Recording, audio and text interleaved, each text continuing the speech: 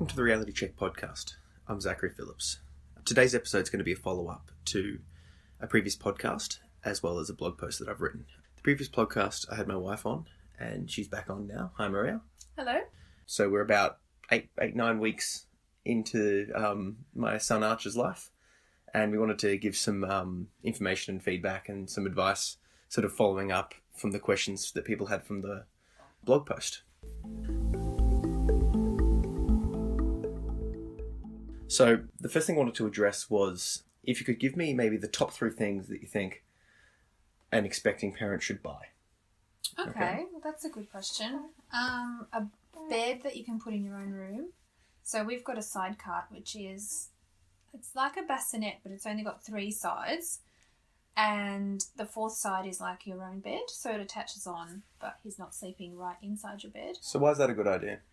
Well, you want the baby when he's really young to be in your room, but, well, some people just have them right in the bed, but a lot of people find it a bit nerve-wracking to have the baby There's a bit right of a risk of SIDS from that. Well, they can be, yeah. But on the other hand, there's actually less chance of SIDS if he's in the same room as you, so you've got to find that balance.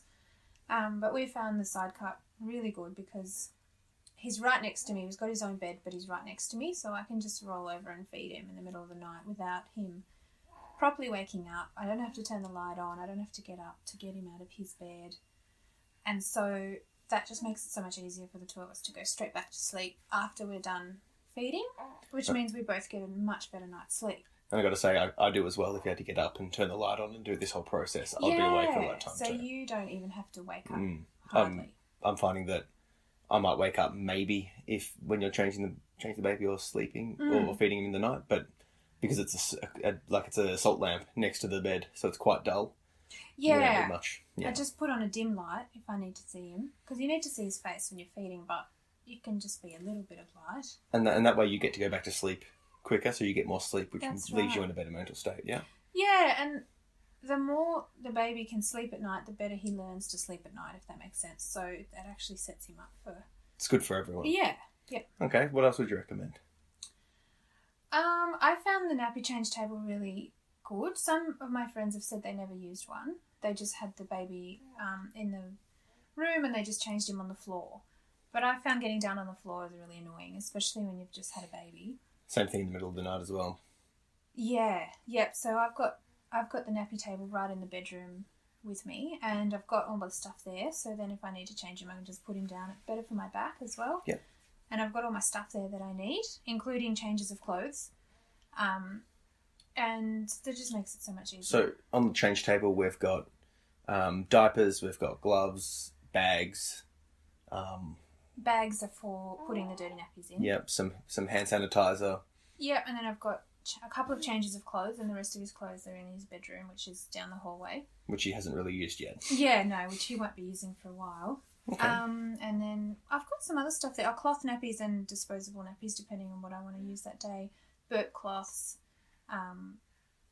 what else? Wipes, all that stuff. That stuff. Okay, and the other thing that I would suggest that we would need is the Baby Bjorn. Oh, yeah, the carrier, yes. Yeah, so the Baby Bjorn is a type of carrier, which can be adjustable. You can have the baby facing you, facing away. There's a few different options, and I can breastfeed with him right in there. So I found that maybe the first few weeks I was at home because I didn't really feel confident going out. But since I got really confident using the carrier, I've been out every single day. And it's good for the baby. He's getting fresh air. He's learning how to deal with noise around him and people around him. And it's good for me because I'm not stuck at home all day long. So what do you consider better, the Baby Bjorn or a good pram? Definitely the Bjorn, the carrier. The pram, I used a couple of times, maybe 3-4 times before I got confident using the carrier. The thing about the carrier is he has to be at least 3.5 kilograms to go into it, and he was born at 3.3, so I couldn't even use it for a couple of weeks anyway. And he just seemed so small in there, so I wasn't confident for a few weeks. So we used the pram a couple of times, and it was so awkward. You had to wrap him up, and you put him down. He has to be flat on his back facing you. So then he's wobbling around in there. He's not strapped in, but you can tuck him down with a blanket. But then he might get too hot because it's summer. It's quite a hassle. Yeah, you got to get it out of the hassle. house. Yeah. Yeah. And then you've got to he's wobbling around in there on the sidewalk. And he was all right if he was asleep. The second he woke up, he wanted to get out of there. He's like, hugs. Where the hell am I? Yeah. So then when I started using the carrier, I found like he's just happy in there. Actually that's not true. The first few times, maybe even the first 10 times I put him in, he was a bit like that in the carrier too. He's like, where am I? What am I doing here? But then once he got used to it, he realised, I can sleep here, I can eat here. It actually calms him now, doesn't it? Yeah, he just loves it. And if he wakes up in the carrier, he's already got hugs, he's already got food nearby, he doesn't need to cry. Yeah. So he's really calm, whereas in the pram, he cries when he wakes up. So we haven't even used the pram since we realised that.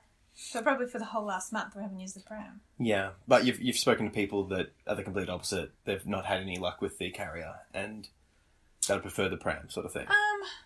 I have spoken to people that have never tried a carrier and have decided to use a pram.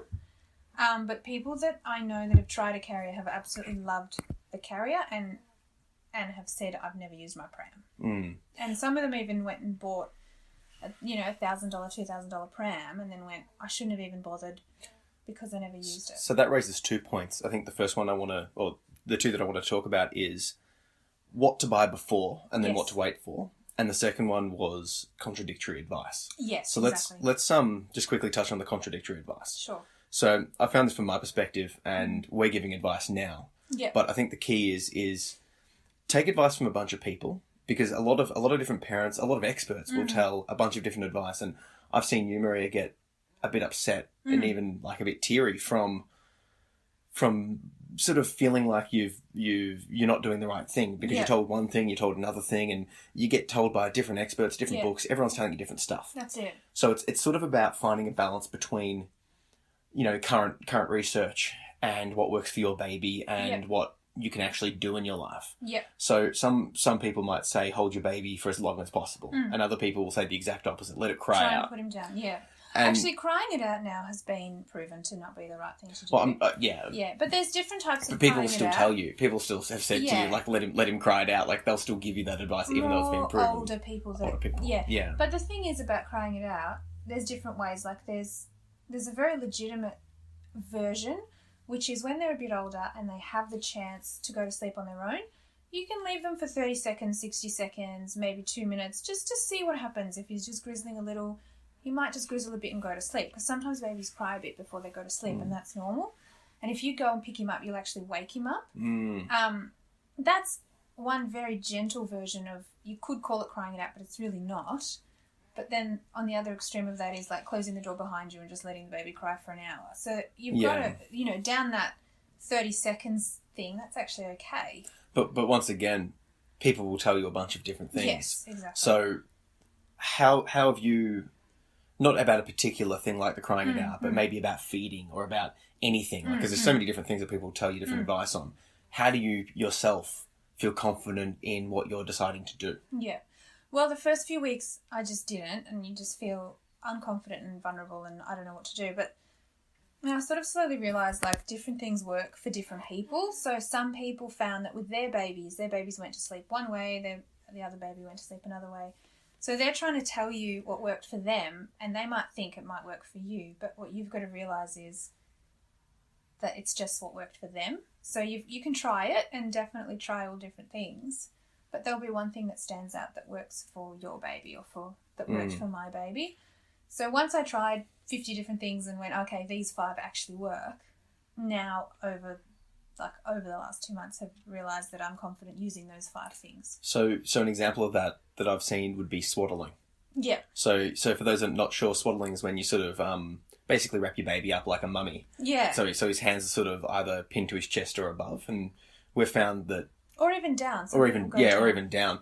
But we've found there's a Velcro swaddle that sort of just makes it, you put him in, his hands are pinned sort of down or on his chest, and it just Velcros up. But and the Velcro stops him from unwrapping himself. Yeah, the Velcro is great in that way. The other ones aren't so good, but other people have used those exact ones, and their baby would prefer to have his or her hands up or in a different position. Yeah, so there's some people I've spoken to that like it's called a Love to Dream swaddle, where the hands are up near the head.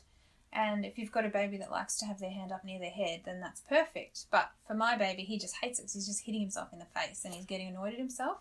So It's about sort of trying a few different ones and seeing how it goes. Yeah, so in terms of buying ahead of time, buy one Velcro swaddle, one Love to Dream swaddle, and one just normal big muslin cloth, and try all three. And there'll be one that probably really stands out. So the same thing, I suppose, with dummies. We've found as soon as there's a bunch of different types of teats on the dummy. Yeah. And we've found that by Archer using a dummy, it's actually impacted your ability to breastfeed, so we've stopped the dummy. Yeah, so we got given 4 of the same type of dummy originally as a present. So Who would have thought there was different types of dummies? I didn't know there was different types. So we tried them all and they all didn't work. He just spat them all out. And so we thought, oh, dummies don't work. And then I've got a friend that said, oh, what about this other type? And so she gave me one to try. And he sort of liked it a little bit more than the others. So we kept trying it. And one time we tried it a lot, like he'd spit it out and we would put it back in, spit it out, put it back in, because someone said, keep trying the dummy. And like I said before, you keep trying until something doesn't work. So he was spitting it out. And then after a while we gave up and then we went to bed. And then that night he started treating the boob like he did to the dummy, spitting out, putting in, spitting out, putting in.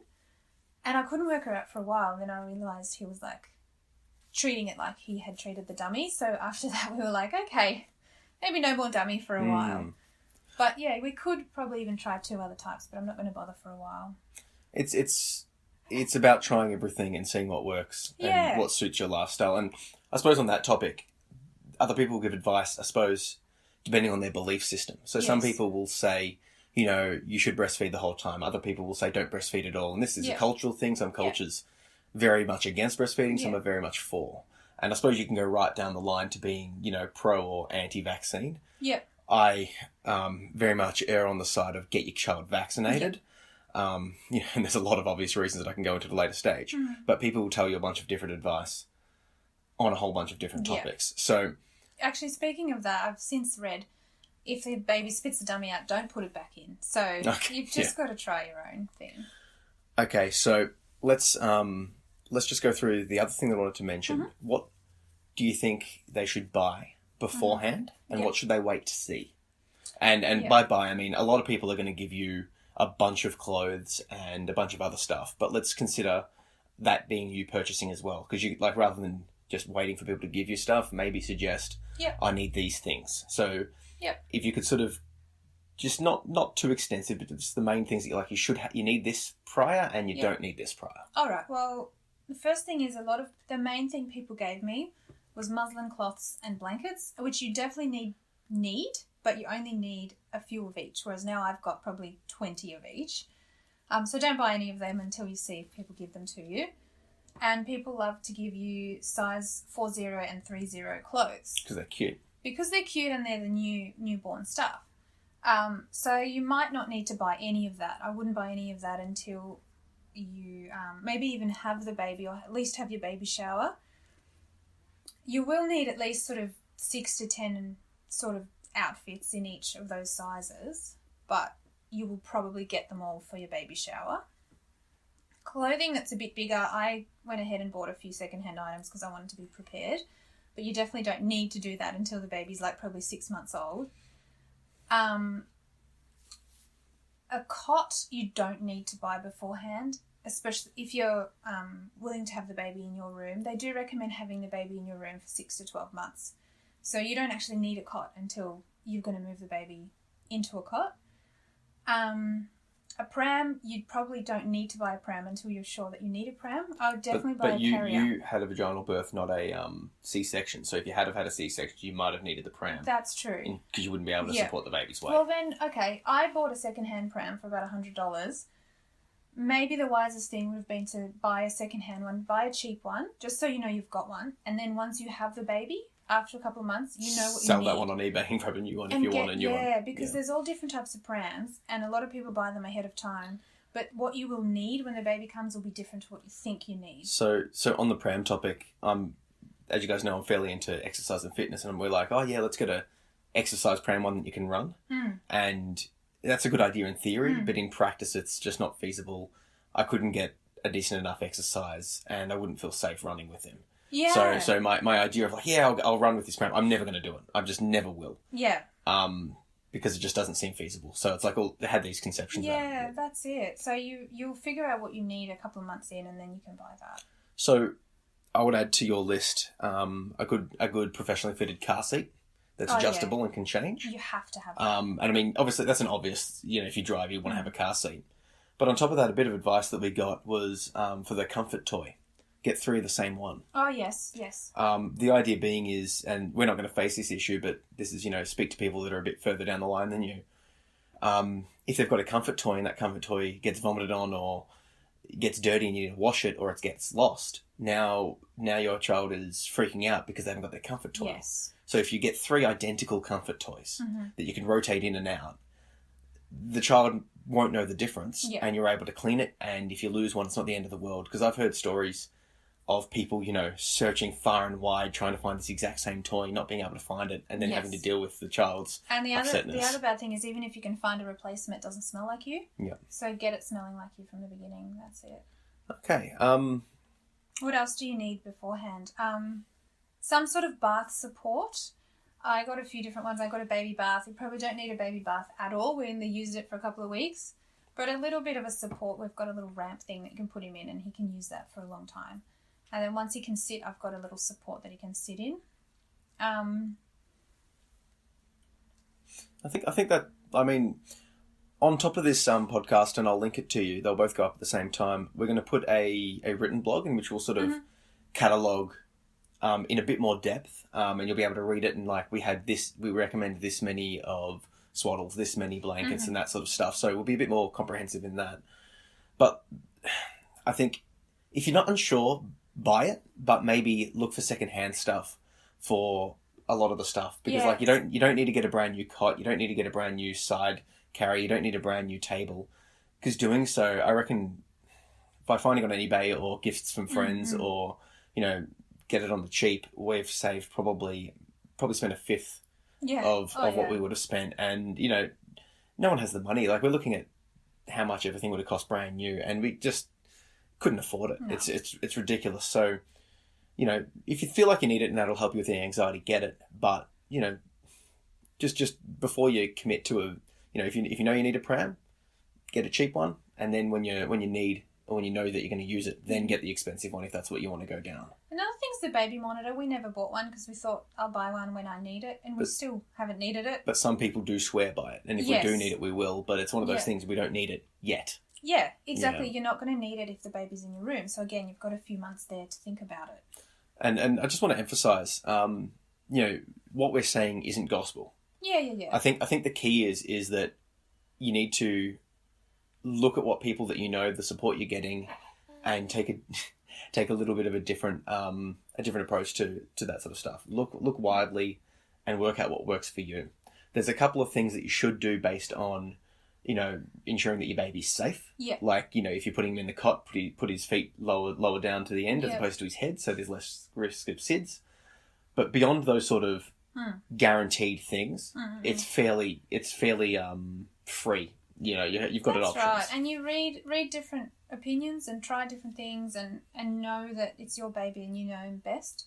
And you're going to work it out. Yeah, that intuitive thing. From my end, I've never really held a baby that much, but I sort of grabbed, when I was holding him and first holding him, I sort of started moving and holding and doing some stuff with him. And you sort of just work it out. And it's a hard thing to sort of believe on the other side of things. Prior, I'm like, oh yeah, whatever. And I sort of, when I heard people saying that, I didn't really believe it. But the way it works is you'll hold him, and it's simple learning on my end. If I hold him, I'll move him in one way and the crying increases. Yeah. That's teaching me to do that less. If I move him a different way and the crying decreases, I'm like, oh, that works. Yeah. So for me, what I found works well is I'll hold him, or I'll stand with him, and I'll sort of move him up and down, sort of like I'm, like if you imagine him as a football, I'll raise him up, lower him down, and sort of stir him. Out away from your body. Yeah, out away from my body, up and down, or I'll hold him close to my body and do like I'm lifting weights, like a squat motion. Oh yeah. And that moves him up and down, and that just calms him down. Or I've found there's a few different ways to hold and burp him. A couple of ways he likes with me. He doesn't actually like those with you. Yes. So what I'm trying to get at is prior, I wouldn't have believed that I would just learn that. But it's just, I wouldn't say it came naturally, but he will teach you quickly what he likes. If you're doing something, he cries, you do less of that. If you're doing something that he likes, he cries less, you do more of that. Absolutely. So he's effectively teaching you. Mm-hmm. And it's that balance between that. Could you think of anything else that people, maybe in their last month of pregnancy or their first week of having the child would like to hear? Well, one thing is that, it's all very anxious at the end of the pregnancy. You think it's all going to be so bad and stuff, and it maybe is for a little while you work it all out, but it really does become easy and you start to enjoy the baby and it becomes really nice and lovely and beautiful. How did you get through that anxiety period? I like to read a lot, so I read a lot of different opinions on what to do with the baby, and I like to err towards the they call it natural parenting, but the breastfeeding and the baby wearing and sort of being there for him more, maybe. But a lot of new research out there now is about holding him more and stuff anyway, but then you sort of have to give them the opportunity to do it themselves as well. So, you try a bit of that, and then when he starts really crying... It's all about balance. Yeah. So I guess I just tried a lot of different things, and then I realised... I guess one thing actually was that I realised that, hang on, no one's really got it all worked out. Like, you'll be talking to the nurse and she'll be telling you what to do, and you might start feeling bad because it's different to what you're already doing. But then I would ask her a different question and she'd go, oh, I don't know, try this thing, or, who knows sort of thing. And then you're like, oh, you haven't got this worked out either. Everyone has to work out their own baby. Yeah. There's no actual answer. So that there's sort of like general guidelines, but then there's a lot of free movement within there. And some people try and tell you that their opinion is like the only way to do it, and you might feel really bad about what you're doing. But then you realise, that person doesn't really know either. They're just telling you stuff. You have to work it out. I found something that really helped me, and I might have said it before, is seeing, spending some time with a newborn baby or with a young child, changing a diaper, just watching the parents. And that alone just reduced a lot of anxiety. I like watching a friend look after a baby. Yeah, watching friends and family members with young kids just look after them and just helping them out and holding the kid and that sort of stuff. That alone got rid of a lot of anxiety. I didn't I didn't really learn much practical knowledge, but the fear reduction was worth every minute. Actually, that's a good point. Talking to my girlfriends that have had kids made a massive difference in that first few weeks as well. I would just message them and go, what did you do with this? And they would tell me, and obviously they all had different ideas. I think that's a good point. There's always answers out there. So like with life, not just with babies, but with anything, if you don't know something, it's in a book, it's online, it's in someone's head. And there's a lot of good helpline numbers out there now, 24-hour things you can call to get advice about your baby. I might put some of those in the show notes, just as a thing to Actually, I've got one more thing that was very important. Just taking it really easy for 4 weeks after you've had the baby. It's okay to relax. It's okay to... It's almost really needed. Yeah. Yeah, and even the last month of the pregnancy, but I felt a lot better the last month of my pregnancy, which I thought... When I first got pregnant, I thought the last month of my pregnancy would be a write-off. I thought I'd be in bed, crying or, who knows what would happen to me. We were out and about, going on big, long walks and a whole bunch of stuff. And on the day that he was due. Yeah. I came to watch you do a grading and went for walks. And, obviously you're a bit disabled. You can't reach anything and you feel kind of crap. It's hard. But you're okay. Yeah. You can get in the car. Some people can't get in the car, but they can still walk around a bit.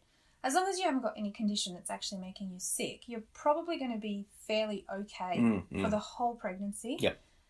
But after you have the baby, after I had the baby, I've never felt so crap in my life.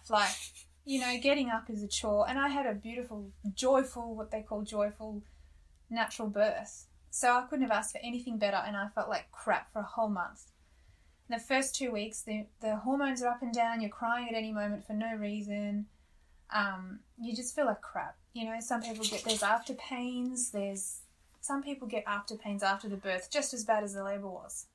It's ridiculous. So stay at home, rug up, take the time, take a whole month, take 4 weeks.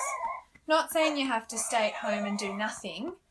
Go out and have a coffee or whatever, but just don't do stuff. They tell you not to lift anything heavier than your baby, and I actually didn't. And it was the best thing. And also I had you there for the whole month. So dads out there, if you can take a month, take a month. I know the society standard is 2 weeks, but I think if you can take 3 or 4, you'll be really happy that you're never going to get that time back with your newborn baby, and your wife's never going to need you more in her whole life than the first month of when she has that baby. There's a definite level of vulnerability that I've not seen. I've but never been so I feel like you're still a bit vulnerable now, but you're pretty much back. Yeah, and after that month, it was like a switch went off, and I was like, suddenly I'm okay. I'm still not 100%, but I'm okay. Whereas the first month, I just needed you there. Sorry, the baby's here saying hello a little bit. We might wrap it up now. Now that little baby Archer's getting a bit grizzly. So thank you, Maria. I appreciate it. Thank you. We'll co-write that blog and get it online and link everyone to it. Great. Thanks you. again.